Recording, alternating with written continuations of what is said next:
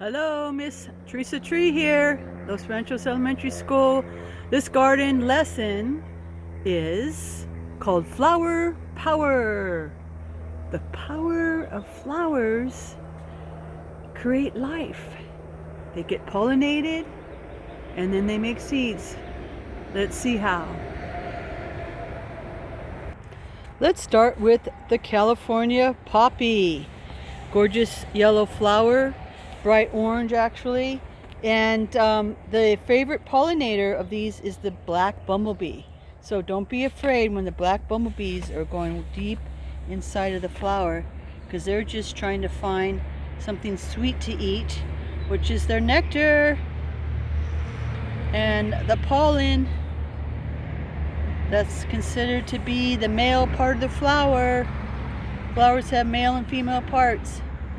Even this lemon tree has flowers that get pollinated by bees. They'll come down inside of here, and when they touch the male and female flower parts, they mix together and you get pollination.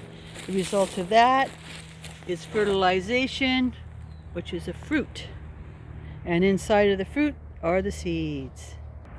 So let's take a closer look at some of the garden variety flowers that I put in the garden here. These three are all in the daisy family. They all look like a sunflower or a daisy, and actually that's not one flower, that is several hundreds of flowers, all those little tiny things inside. And the little yellow grain, pollen grain, is the male part. The pollen is on an anther, and then it's on a little stick that's called the filament. They're really hard to see, but look at the gorgeous colors. You can see the little tiny tips of orangish going around and around and around. And in fact, look at that bright color of purple.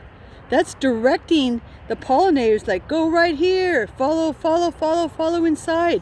And then they can collect the pollen that's on the male parts of the flower. Same thing with this one. You might be able to see it better. Look at that. Woo! See those little orange specks going around and around and around? That's the pollen, the male part of the flower. It's on the tip of the anther. And you can't barely see, but there's like these little sticks that stick up. And that's called the filament. And this also is telling pollinators, follow into the light, into the white, and that's where you're going to find the pollen and the good stuff. This flower here is a geranium.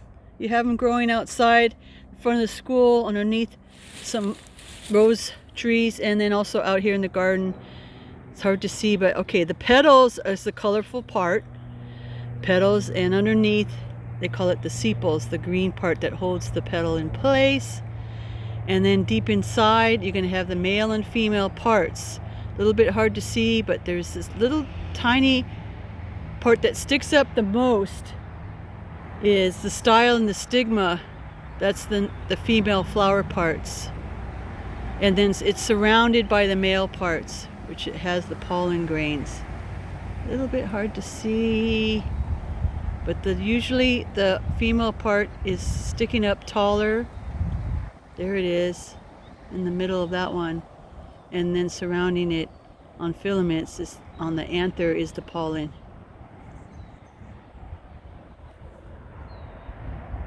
This is a sage flower, and in a way, you can make out the difference of the tallest little stick sticking up is the female flower part, and then the one surrounding it with a little bit of yellow on the tips, right there and there, that's the male flower part. Okay, so the purple is the petals, and then underneath all that green is what they call the sepals.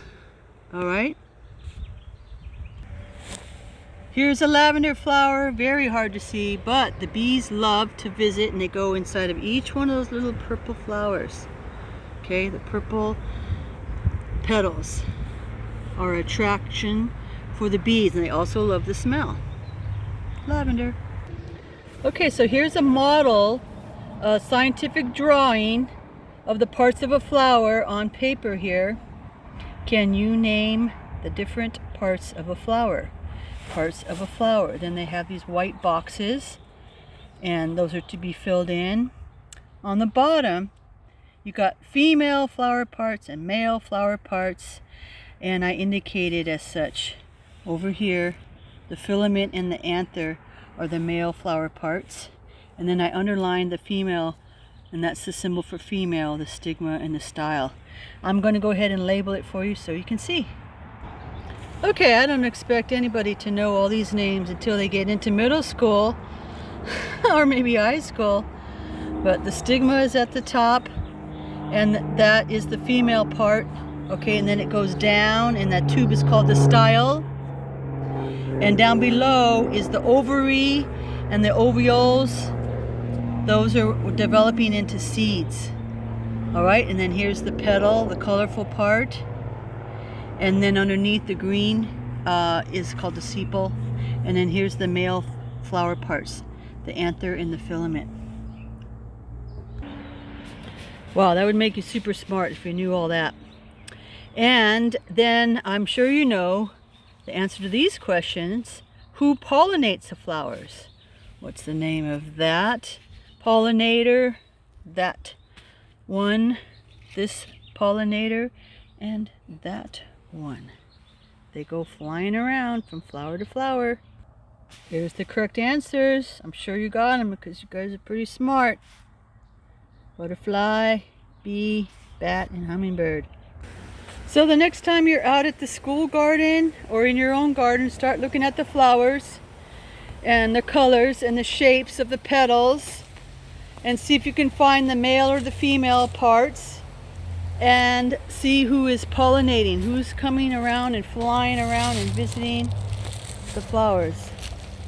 That's your task for this lesson, the flower power.